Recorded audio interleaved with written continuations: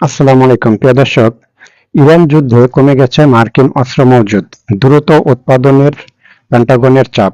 প্রিয় দর্শক, ইরানের সঙ্গে দীর্ঘ সংঘাতের প্রভাবে যুক্তরাষ্ট্রের গুরুত্বপূর্ণ অস্ত্র ক্ষেপণাস্ত্র মজুত নিয়ে উদ্বেগ বাড়ছে। পরিস্থিতি সামাল দিতে মার্কিন পেন্টাগন দেশটির প্রতিরক্ষা বিভাগে প্রতিরক্ষার যে কোম্পানিগুলি আছে সেই কোম্পানিগুলিকে তারা নির্দেশ দিয়েছে খুব দ্রুত খুব দ্রুত অস্ত্র উৎপাদন ও সরবরাহ বাড়ানোর জন্য তারা নির্দেশ দিয়েছে।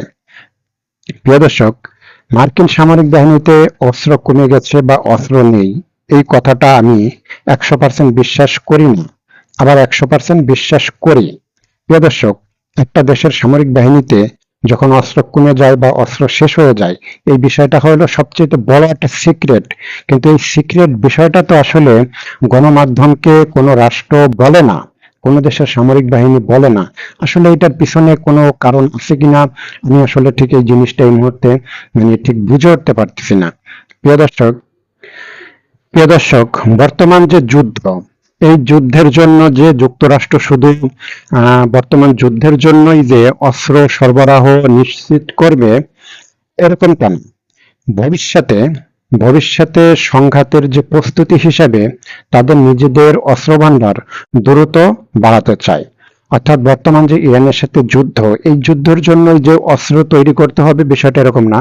তারা ভবিষ্যতে যুদ্ধের জন্য অস্ত্র উৎপাদনটা তৈরি করতে চায় এবং কি তারা সেটা স্টকে রাখতে চাচ্ছে। প্রিয় দর্শক, হরমুজ প্রণালী খুলে দিলে, আমি ছোট্ট করে একটা কথা লাস্টে বলে দেই।